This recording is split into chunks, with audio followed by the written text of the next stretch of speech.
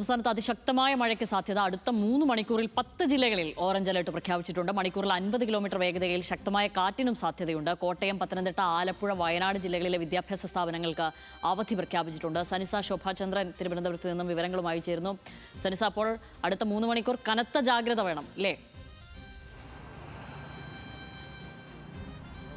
അതെ, അടുത്ത 3 മണിക്കൂർ കനത്ത ജാഗ്രത വേണമെന്നൊരു നിർദ്ദേശമാണ് കേന്ദ്ര കാലാവസ്ഥാ വകുപ്പിൽ നിന്നും വരുന്നത്. 10 ജില്ലകളിലാണ് 3 മണിക്കൂറിൽ ഒറ്റപ്പെട്ട ഇടങ്ങളിൽ അതിശക്തമായ മഴയ്ക്കുള്ള സാധ്യത. തിരുവനന്തപുരം, കൊല്ലം, പത്തനംതിട്ട, ആലപ്പുഴ, തൃശൂർ, പാലക്കാട്, മലപ്പുറം, കോഴിക്കോട്, കണ്ണൂർ, കാസർഗോഡ് ജില്ലകളിലാണ് അടുത്ത 3 മണിക്കൂറിൽ അതിശക്തമായ മഴയ്ക്കുള്ള സാഹചര്യം. കൂടാതെ തന്നെ മണിക്കൂറിൽ 50 കിലോമീറ്റർ വേഗതയിൽ കാറ്റ് വീശാനുമുള്ള ഒരു സാഹചര്യമുണ്ട്.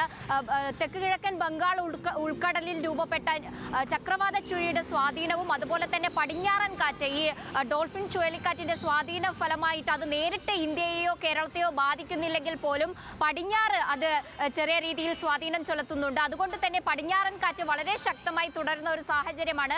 അതുകൊണ്ടൊക്കെ കൂടിയാണ് ഇന്ന് റെഡ് അലർട്ട് അടക്കം പ്രഖ്യാപിച്ച ഒരു സാഹചര്യം. അതിന്റെ സ്വാധീന ഫലമായിട്ടാണ് രാത്രിയും ഇത്തരത്തിൽ അതിശക്തമായ മഴ തുടരുന്ന ഒരു സാഹചര്യം.